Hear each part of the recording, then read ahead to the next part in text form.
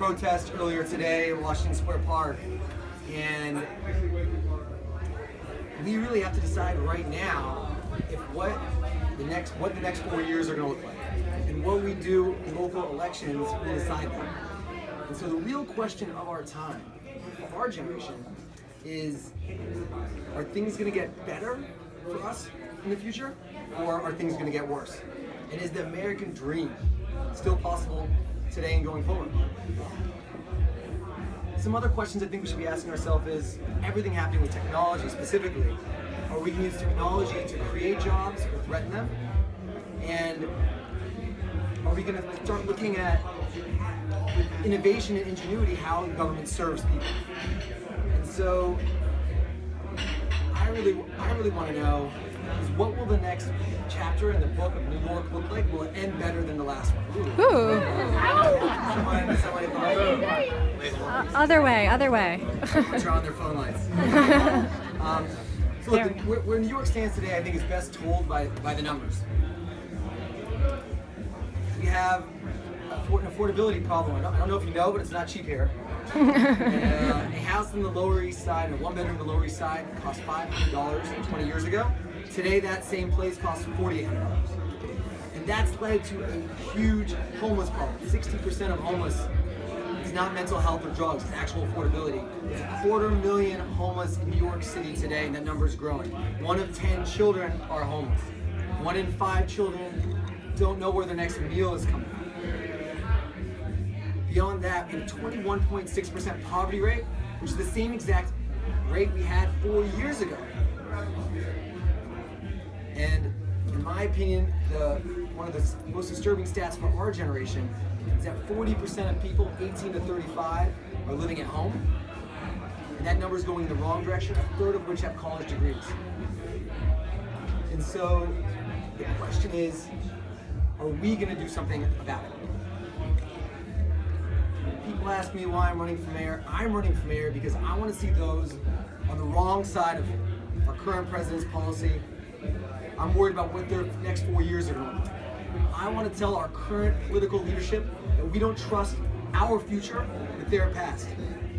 I'm running for mayor because when we look back and we get to tell our kids what we did in the face of inequality, intimidation, and injustice, I want to be able to tell our kids a story with pride.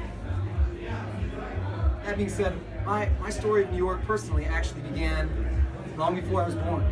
My grandparents all lived here, and I grew up in California, but I always came to New York, always with my face on the window, in the airplane, looking at the skyline, always obsessed with the subway, the connectivity, the speed of the subway, and everything about the city. I knew I would live here. Growing up in LA, I lived in a house where it was built in that it was more important, not how much money you made, but how much you helped people. My mom worked for a nonprofit called the Shoah Foundation, interviewing Holocaust survivors. My dad, who's here right now, my dad worked for the Jewish Federation, raising money to help people that didn't have enough money for themselves. Growing up, I used to spend, when I was like 8, 9, 10 years old, my mornings volunteering at my mom's nonprofit, and my afternoons selling lemonade, which is, to me, was always that trade-off between doing good and doing well. And that trade-off never became more apparent than it did when I was 16. My parents actually went through a very sad divorce. My dad hates when I talk about this, but my family pushed on a social worker and nonprofit salary to stretch our finances and put me and my brother in a private school, because the public schools like here are not very good in Los Angeles. And ultimately, it led to a lot of financial burdens on my family. My parents divorced. We lost our house. My dad had a heart attack. And it was just like a whole series of events. And it really was, I thought it wasn't fair. Why did, just because my family was trying to help people, why could we not make enough money to be able to have the nice life that all my friends were used to having? And I decided on that day, literally that day, I went driving around looking for a job. I decided that I was going to join the workforce and make sure that this didn't happen to me. I went and applied to a coffee shop that was open called Coffee Bean. Started as a barista. By the time I was 18, I was running the store. And I opened up my own store when I was 19 in college. Graduated college at 20. And by the time I was 23, I had 22 stores and 400 people working for me. And while doing that and at school, in business school, my friends started a t-shirt company called Bamco. Actually, Nikki works there right now. Woo! And I joined them as the 5th partner. We built that company across 6 countries and 160 employees. We ultimately sold it to a publicly traded uniform company. And it was a nice happy ending. But Bamco actually never would have had that ending if it wasn't for New York. It was Bamco that brought me here almost 10 years ago.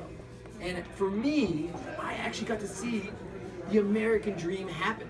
I showed up in New York, we set up an office here, and within 6 months, the company's headcount and sales doubled due to the connectivity and the access to human capital, the access to capital in general, and the access to customers that the city had to offer. And it was amazing. And that same thing happened for me a second time with SpotAd, my most recent mobile user acquisition business. But it was over that period of time, with Bamco and with SpotAd, that I realized that not everyone has this opportunity. And to me, there's 2 stories happening here in New York. There's one story, I have my friend John Stein on his phone right here. I'm taking notes, you asked me to take notes. There's two stories in New York. One is John. John's a great example. John's from New York, classic New Yorker. This guy is New York. He's from the Upper East Side, went to a private school, really good school, went to a great college in Ohio, now has his own company. John, things are great for John. Goes out, travels. Single. Single, anyone's available. John Stein, ladies and gentlemen. Is it awkward in here? That's me. But at the same time, every single day I live downtown by the World Trade Center. There's a Cafe Bravo across the street from me. And for the last 9 years, there's a guy named Sal that's worked there. Sal's worked there every single morning from 5 a.m. to 5 p.m., Monday through Friday, for as long as I can remember. And Sal has 2 kids, only a couple years older than John. He has a second job, and he can barely pay the rent in his 2-bedroom in the Bronx. Him and John grew up just a mile apart from him. So many people don't have access to the opportunity that we do. So many people don't have access to the American dream. And so for me, after enough years of just the same story and starting to see what seemed like more and more homeless on the subway, I felt like I could no longer sit out and just hope that someone else would take care of this problem. It led me to joining Hillary Clinton's campaign. I joined Hillary Clinton's campaign full time, and it was one of the best decisions of my life. It was one in which I really do feel that we fought for something that we cared for. We fought for the rights for people that couldn't fight for themselves. And the one unique thing about our generation, more than any other generation in the past, is we actually care about people just as much as we care about ourselves. And it's a wonderful thing about our generation that we really do have to embrace. And so it's with that in mind that the crux of what we're trying to do here in New York is give more people opportunity. One of the things that worked on the Clinton campaign was the policies that pertains to automation of the workforce. What's going to happen when 50% of jobs are gone by 2030 due to automation? Not just truck drivers and toll collectors. We're talking about accountants and lawyers. How do we position ourselves now to make sure that we don't have huge unemployment? And ultimately, the Clinton campaign decided not to roll out any policy position on this because they were too scared of the unions. And that's when I knew that we needed to do better. We need more from our politicians.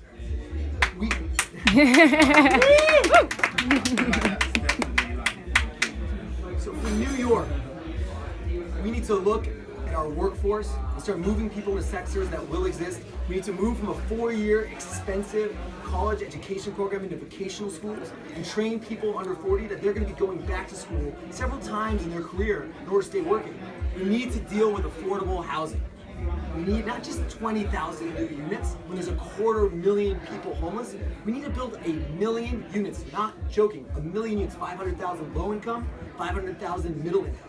And we need to pay for them with municipal bonds. This won't cost the taxpayer.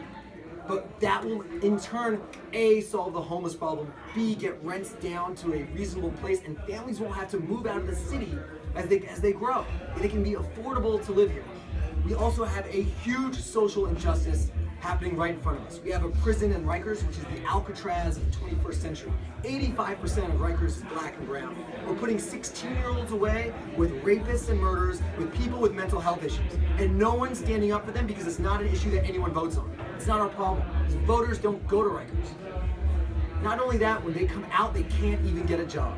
We need to decriminalize drugs. We need to help people and get in the business not of punishing, but of serving. And most importantly, we need to make sure that our kids have access to computer science and an education that's going to be relevant in the 21st century. And they're not worried about where their next meal is coming from. New York City has been the birthplace of progress. There's a famous quote from FDR, which is one of New York City's, in my opinion, most proudest alumni. Progress isn't measured, I'm going to paraphrase, but progress isn't measured by how much abundance we give to those with much, but it's about what we provide with those with too little. And that is New York. New York is the birthplace of women's suffrage. It's the birthplace of the end of child labor, of organized labor, of housing reform. We are a fearless city. When the entire country was freaking out about the AIDS epidemic in the 80s, New York stepped up and was at the forefront of it. When 9/11 happened, we came together and fought. And now more than ever, New York needs to lead the way. We are the capital of this country and the world. Not just financially, but the UN is here. We are the forefront. We can't leave it to California to secede. That is why I really do feel it's up to our generation to take action. Our generation. But in that group, we do need someone to lead. We need someone to lead in looking at serious problems with an eye on innovation and how to make them better. We need someone to lead that's going to bring in the best people from not just the public sector, but private sector and nonprofit. We need someone to lead that's going to not just say, wow, this has always been done a certain way and it can't be done, but rather, this is how it needs to be done. How do we get it there? And most importantly, we need someone that's going to fight for every single inch, street, and mile, from downtown where I live by World Trade to the top of Bronx, to where my mom's from, Queens, all the way to Staten Island, and to represent even the hipsters in Brooklyn. And that person is me. Woo! Yeah. Run